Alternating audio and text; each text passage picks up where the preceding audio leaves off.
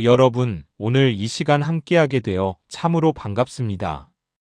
혹시 여러분은 인생의 마지막 순간에 누군가에게 꼭 전하고 싶은 말이 있으신가요? 자식에게, 손주에게, 혹은 평생 함께한 동료에게 마지막으로 남기고 싶은 당부의 말이요. 그 말 속에는 분명 우리 인생의 가장 소중한 가치가 담겨 있을 겁니다. 오늘 우리가 함께 나눌 디모데후서 1장은 바로 그런 편지입니다. 사도 바울이 로마 감옥에 차디찬 돌바닥에 앉아 떨리는 손으로 사랑하는 제자 디모데에게 쓴 마지막 편지거든요. 죽음을 코앞에 둔 스승이 제자에게 전하는 절절한 당부, 그 속에는 2000년이 지난 지금도 우리의 가슴을 뜨겁게 만드는 진리가 담겨 있습니다. 오늘 우리는 이 편지를 통해 참된 믿음이 무엇인지, 고난 속에서도 흔들리지 않는 용기가 어디서 오는지, 그리고 우리에게 주어진 소중한 사명이 무엇인지 함께 살펴보려고 합니다. 자, 그럼 지금부터 바울과 디모데의 아름다운 스승과 제자의 이야기 속으로 함께 들어가 보실까요? 로마 감옥의 어둡고 축축한 지하 감방, 그곳에 한 노인이 앉아 있습니다. 창살 사이로 들어오는 희미한 햇살이 그의 백발을 비추고 있어요. 손에는 낡은 양피지와 갈대펜이 들려 있습니다.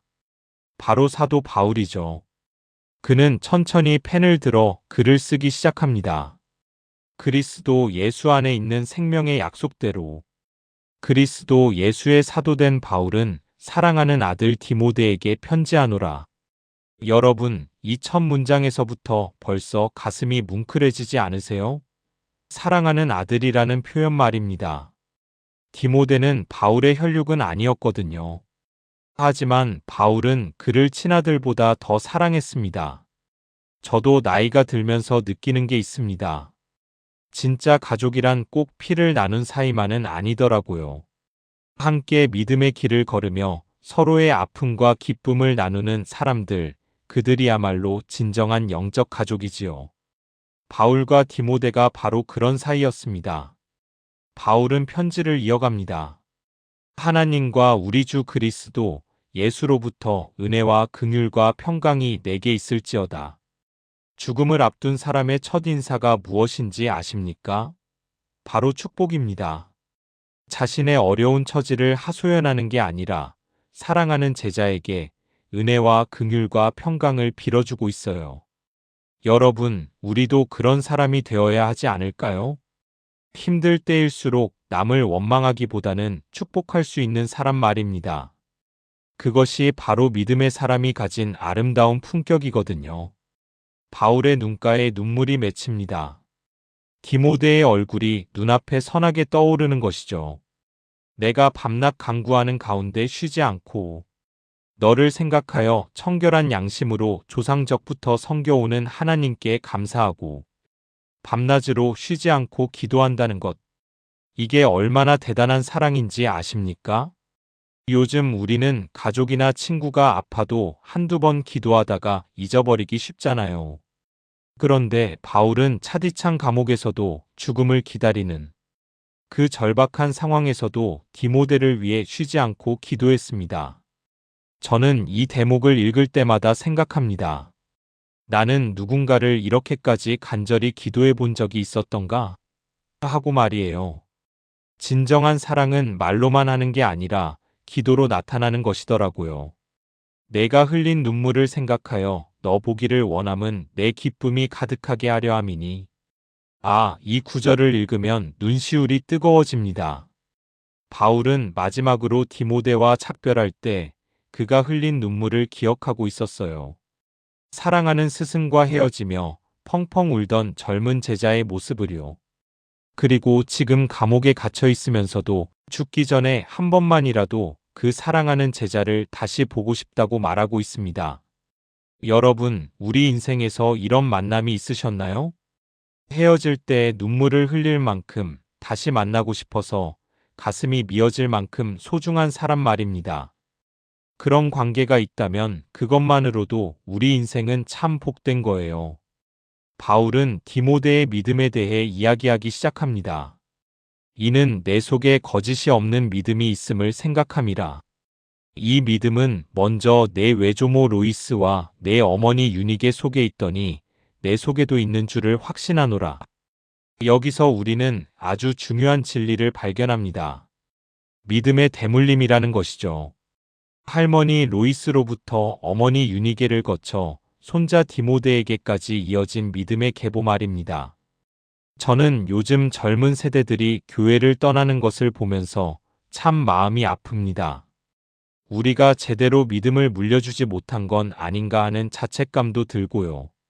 하지만 디모데의 가정을 보면 희망이 보입니다. 할머니가 보여준 진실한 믿음의 삶, 어머니가 날마다 드린 눈물의 기도, 그것이 결국 디모데를 위대한 믿음의 사람으로 키워낸 거거든요. 그러므로 내가 나의 안수함으로 내 속에 있는 하나님의 은사를 다시 불일 듯하게 하기 위하여 너로 생각하게 하노니, 불일 듯하게 한다는 표현이 참 인상적이지 않습니까? 영어로는 fan into flame, 즉 부채질에서 다시 타오르게 한다는 뜻입니다. 여러분도 경험해 보셨을 겁니다. 한때는 뜨거웠던 믿음의 열정이 세월이 흐르면서 점점 식어가는 것을요. 처음 교회 나올 때의 그 감격, 처음 성경을 읽을 때의 그 감동, 처음 기도 응답받았을 때의 그 기쁨이 언제부턴가 희미해지는 것 말입니다. 바울은 디모데에게 말합니다. 그 믿음의 불꽃을 다시 활활 타오르게 하라고요. 어떻게요? 하나님이 주신 은사를 기억하고 그것을 적극적으로 사용함으로써입니다. 우리에게도 하나님이 각자에게 주신 은사가 있습니다. 어떤 분은 남을 위로하는 은사가, 어떤 분은 가르치는 은사가, 어떤 분은 섬기는 은사가 있지요. 나이가 들었다고 그 은사가 사라지는 게 아닙니다. 오히려 더 성숙해지고 깊어지는 거예요. 그러니 우리도 우리 안에 있는 하나님의 은사를 다시 활활 타오르게 해야 하지 않겠습니까? 그리고 바울은 이렇게 말합니다. 하나님이 우리에게 주신 것은 두려워하는 마음이 아니요 오직 능력과 사랑과 절제하는 마음이니. 이 말씀이 얼마나 위로가 되는지 모릅니다. 나이가 들면 여러 가지 두려움이 생기거든요. 건강에 대한 두려움, 경제적인 두려움, 죽음에 대한 두려움. 하지만 하나님은 우리에게 두려워하는 마음을 주시지 않으셨어요. 대신 무엇을 주셨습니까? 능력과 사랑과 절제하는 마음입니다. 능력, 이것은 하나님이 주시는 초자연적인 힘입니다.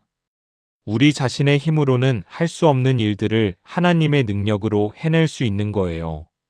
80세의 모세가 이스라엘 백성을 이끌고 광야를 행진할 수 있었던 것도, 100세가 넘은 아브라함이 믿음으로 살 수 있었던 것도 다 하나님의 능력 때문이었습니다. 사랑, 이것은 하나님의 사랑이 우리 마음에 부어진 것입니다. 나이가 들면 자칫 이기적이 되기 쉽습니다. 자기만 생각하고 자기 것만 지키려고 하죠.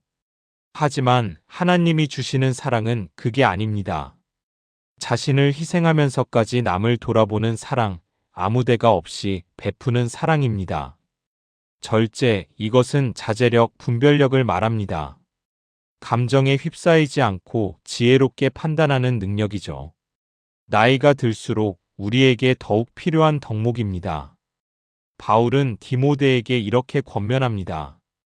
그러므로 너는 내 주를 증언함과 또는 주를 위하여 갇힌 자 된 나를 부끄러워하지 말고 오직 하나님의 능력을 따라 복음과 함께 고난을 받으라. 부끄러워하지 말라는 것, 이게 무슨 뜻일까요? 당시 바울은 로마 황제에게 반역한 죄인으로 낙인 찍혀 감옥에 갇혀 있었습니다. 그의 제자라는 것만으로도 위험한 상황이었어요. 디모데도 언제든 체포될 수 있었죠. 하지만 바울은 말합니다. 나를 부끄러워하지 말고, 복음을 부끄러워하지 말고, 오히려 복음과 함께 고난받는 것을 영광으로 여기라고요. 여러분, 요즘 세상에서 그리스도인으로 산다는 게 쉬운 일이 아니지요. 교회 다닌다고 하면 이상한 눈으로 보는 사람도 있고, 믿음 때문에 손해를 보는 일도 있습니다. 하지만 우리는 우리의 믿음을 부끄러워해서는 안 됩니다. 오히려 담대하게 당당하게 믿음을 지켜야 해요. 하나님이 우리를 구원하사 거룩하신 소명으로 부르심은 우리의 행위대로 하심이 아니요 오직 자기의 뜻과 영원한 때 전부터 그리스도 예수 안에서 우리에게 주신 은혜대로 하심이라. 이 복음의 핵심이 여기 다 들어 있습니다. 우리가 구원받은 것은 우리가 착해서도 아니고 우리가 무슨 공로가 있어서도 아닙니다. 오직 하나님의 은혜입니다. 살다 보면 우리는 자꾸만 행위로 의로워지려고 합니다. 착한 일을 많이 하면, 교회 봉사를 열심히 하면, 11조를 잘 내면 구원받는다고 생각하는 거예요. 하지만 그게 아닙니다. 구원은 오직 은혜로만 받는 것입니다. 제가 어렸을 때 할아버지께서 이런 말씀을 하셨어요. 사람이 물에 빠져 죽어가고 있을 때 누가 와서 구해주면 그 사람이 뭘 해서 구원받았겠느냐? 그냥 구해준 사람의 은혜로 살아난 거지. 바로 그겁니다. 우리도 죄악의 물에 빠져 죽어가고 있었는데 예수님이 와서 우리를 건져주신 거예요. 이제는 우리 구주 그리스도 예수의 나타나심으로 말미암아 나타났으니 그는 사망을 패하시고 복음으로써 생명과 썩지 아니할 것을 드러내신지라. 사망을 패하셨다. 죽음을 이기셨다. 이것이 복음의 능력입니다. 우리가 죽음을 두려워하지 않아도 되는 이유가 바로 여기 있어요. 예수님이 이미 죽음을 이기셨고 우리에게 영원한 생명을 주셨기 때문입니다. 나이가 들면서 죽음이 점점 가까워지는 것을 느낍니다. 주변의 친구들, 지인들이 하나둘씩 세상을 떠나는 것을 보면서 내 차례도 얼마 남지 않았구나 하는 생각이 들기도 해요. 하지만 우리에게는 소망이 있습니다. 죽음이 끝이 아니라 새로운 시작이라는 소망 말입니다. 바울은 자신에 대해 이야기합니다. 이 복음을 위하여 내가 선포자와 사도와 교사로 세우심을 입었노라. 바울은 자신의 소명을 분명히 알고 있었습니다. 그는 복음을 전하는 사람, 복음을 가르치는 사람으로 부름받았어요. 그리고 그 소명에 충성했습니다. 어떤 어려움이 와도 어떤 핍박이 와도 포기하지 않았죠. 우리에게도 각자의 소명이 있습니다. 어떤 분은 가정에서 믿음의 어머니로, 할머니로 부름받으셨을 거예요. 어떤 분은 이웃을 섬기는 일에, 어떤 분은 기도로 교회를 지키는 일에 부름받으셨을 겁니다. 나이가 들었다고 소명이 끝나는 게 아닙니다. 오히려 더 깊어지고 명확해지는 거죠. 그러므로 내가 이 일을 당하나 부끄러워하지 아니함은 내가 믿는 자를 내가 알고 또한 그가 능히 내가 의탁한 것을 그날까지 지키실 줄을 확신함이라. 바울의 이 고백이 얼마나 힘이 있는지 모릅니다. 내가 믿는 자를 내가 안다. 여러분, 우리는 무엇을, 누구를 믿고 있습니까? 돈입니까? 권력입니까? 자식입니까? 아니면 우리 자신의 능력입니까? 이런 것들은 다 우리를 실망시킵니다. 돈은 날아가고 권력은 사라지고 자식은 떠나가고 우리 자신의 능력도 쇠퇴하기 마련이거든요. 하지만 하나님은 다릅니다. 그분은 영원히 변치 않으시고 절대 우리를 실망시키지 않으십니다. 바울은 그것을 확신했어요. 비록 지금은 감옥에 갇혀 있고 곧 죽음을 맞이하게 되더라도 하나님은 자신이 맡긴 것을 끝까지 지켜주실 거라고 믿었습니다. 우리가 하나님께 맡긴 것은 무엇입니까? 우리의 영혼입니다. 우리의 구원입니다. 우리의 미래입니다. 그리고 하나님은 그것을 마지막 날까지 예수님이 다시 오시는 그날까지 완전하게 지켜주실 것입니다.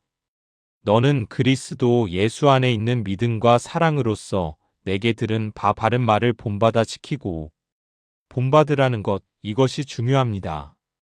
믿음은 머리로만 배우는 게 아니거든요. 삶으로 배우는 것입니다. 디모데는 바울의 말만 듣고 배운 게 아니라 그의 삶을 보고 배웠어요. 고난 가운데서도 기뻐하는 모습, 핍박받으면서도 사랑하는 모습, 죽음 앞에서도 담대한 모습을 보고 배운 겁니다. 우리 시니어들도 마찬가지입니다. 우리의 자녀들, 손주들은 우리의 말보다 우리의 삶을 봅니다. 우리가 어떻게 늙어가는지, 어떻게 고난을 대하는지, 어떻게 죽음을 준비하는지를 봅니다. 우리의 삶이 그들에게 믿음의 본이 되어야 하지 않겠습니까? 또 우리 안에 거하시는 성령으로 말미암아 내게 부탁한 아름다운 것을 지키라. 아름다운 것, 이게 무엇일까요?